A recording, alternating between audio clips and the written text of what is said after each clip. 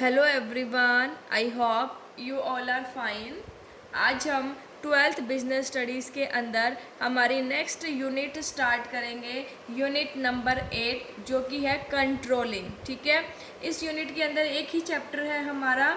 सो अभी हम स्टडी करेंगे कि कंट्रोलिंग जो है वो क्या होती है। ठीक है, मीनिंग ऑफ कंट्रोलिंग। देखिए, कंट्रोलिंग मतलब कंट्रोल करना किसी भी चीज़ को। ठीक है, उसको चेक करना। हम कंट्रोल कैसे करते हैं किसी चीज़ को?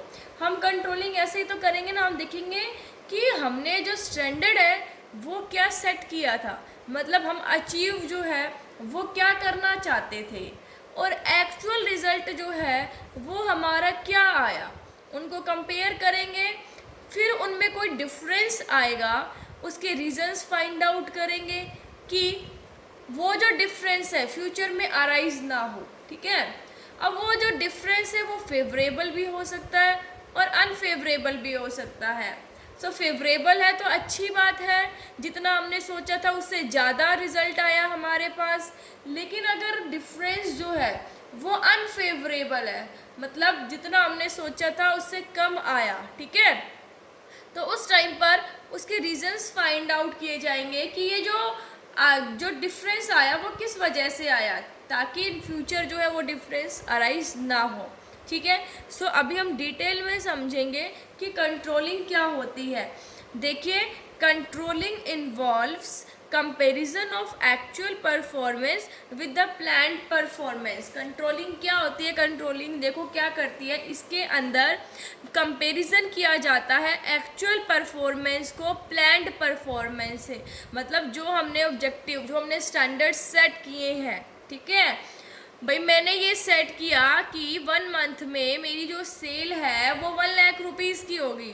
ठीक है, ये मेरा स्टैंडर्ड था, कितने की हो जाएगी। लेकिन या फिर हम ये ले लेते हैं कि मैं सोचती हूँ कि मैं जो है ना एक दिन के अंदर 100 यूनिट्स प्रोड्यूस कर सकती हूँ। ठीक है, अब ये मेरा प्लान था, लेकिन जब एक्चुअल काम हुआ, ठीक है, तो एक्चुअल काम, ठीक है, या तो वो 100 से ज़्यादा भी हो सकता है, 110, या कम भी हो सकता है, 90 भी हो सकता है।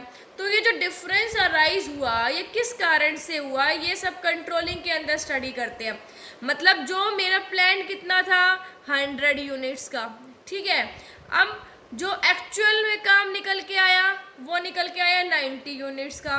तो 10 का क्या आ गया, डिफरेंस आ गया। ये डिफरेंस कैसा है, अनफेवरेबल है, क्योंकि मैंने 100 सोची थी यूनिट में बना दूंगी और बनी कितनी, 90 बनी। ठीक है, तो 10 का जो डिफरेंस आ गया, इसके रीजंस फाइंड आउट करना कि ताकि ये डिफरेंस जो है वो फ्यूचर में अराइज ना हो, इसको ठीक करना। ठीक है, इसके मेजर्स लेना करेक्टिव, ताकि इन को यहीं पर रोक दिया जाए और फ्यूचर में ये सिचुएशन दोबारा अराइज ना हो और ऑर्गेनाइजेशनल ऑब्जेक्टिव जो है वो अच्छे से अचीव हो सके।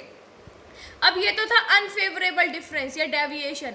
कई बार फेवरेबल भी होती है कि मैंने सोचा 100 का था लेकिन बन गया 110, तो हम इसको भी देखेंगे कि फेवरेबल है। ठीक है, इसके रीजंस फाइंड आउट करेंगे कि भाई क्या, किस वजह से हमारा काम बहुत अच्छा हुआ, ठीक है, ताकि फ्यूचर में वो स्ट्रैटेजीज अपनाई जा सके।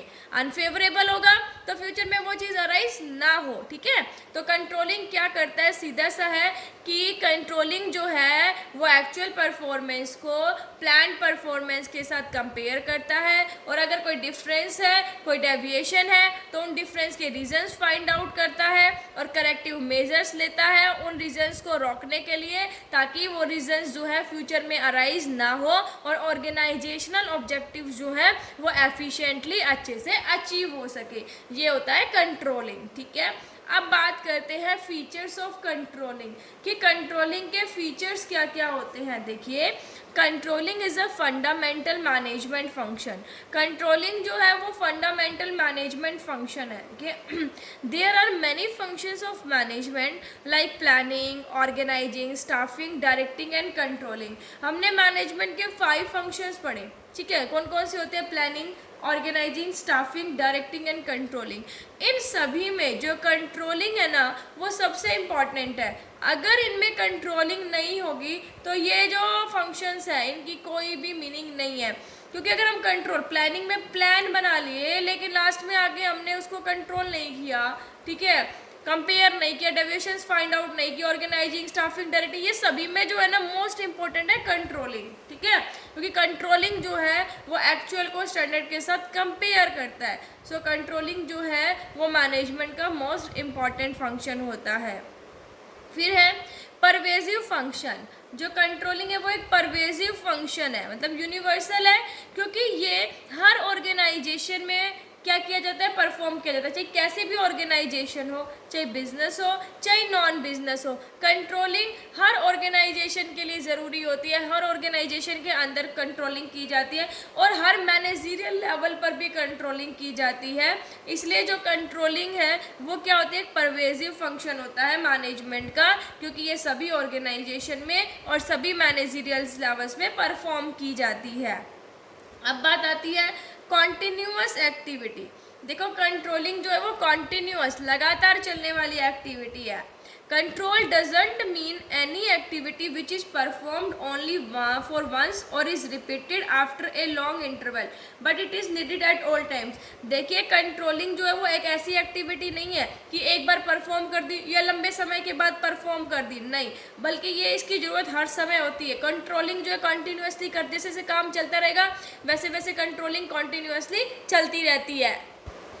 देखिए controlling is both the beginning and the end of the process of management. जो कंट्रोलिंग है, ठीक है, वो बिगिनिंग भी है और एंड। देखो the need of controlling is felt both at the beginning and end of the process of management. जो कंट्रोलिंग है वो हमें स्टार्टिंग में भी चाहिए होती है और एंड में भी चाहिए होती है। एक्चुअल को किसके साथ कंपेयर करने के लिए, स्टैंडर्ड्स के साथ कंपेयर करने के लिए, ठीक है। फिर है controlling is related to results. जो कंट्रोलिंग है वो रिजल्ट से रिलेटेड होती है, क्योंकि रिजल्ट्स के बेसिस पर ही हम करेक्टिव एक्शंस लेते। देखिए भाई रिजल्ट से रिलेटेड कैसे है, प्लान बना लिए, मैंने बताया आपको कि कितना 100 यूनिट्स का रिजल्ट आया मेरे पास 90 का, तो भाई 90 ये रिजल्ट्स आया तभी तो हमने कंट्रोल किया। हमने देखा कि ये जो 10 का डिफरेंस है ये क्यों आया, ठीक है, तो ये चीज़ें जो है हम ये डिफरेंस आया इसके रीजंस फाइंड आउट करेंगे और ये जो सिचुएशन है जो 10 का डिफरेंस है ये फ्यूचर में दोबारा अराइज ना हो इसके लिए करेक्टिव मेजर्स जो है वो लेंगे, ठीक है। इसलिए कहा जाता है कि जो कंट्रोलिंग होती है वो किससे रिलेटेड होती है, रिजल्ट से रिलेटेड होती है। क्योंकि कंट्रोलिंग के अंदर देखो पहले प्लान, जो प्लानिंग के अंदर हम प्लान बनाते हैं जो स्टैंडर्ड फिक्स किया जाता है, फिर कंट्रोलिंग के अंदर उसको क्या कहते हैं, कंपेयर किया जाता है एक्चुअल के साथ, डेविएशंस फाइंड आउट की जाती है, डिफरेंस फाइंड आउट किया जाता है और फिर करेक्टिव एक्शंस लिए जाते हैं कि फ्यूचर में ये सिचुएशन दोबारा राइज ना हो अगर अनफेवरेबल डेविएशन है तो। सो आई होप आपको कंट्रोलिंग का मीनिंग और उसके फीचर्स समझ आ गए होंगे। Thank you, stay safe, stay home.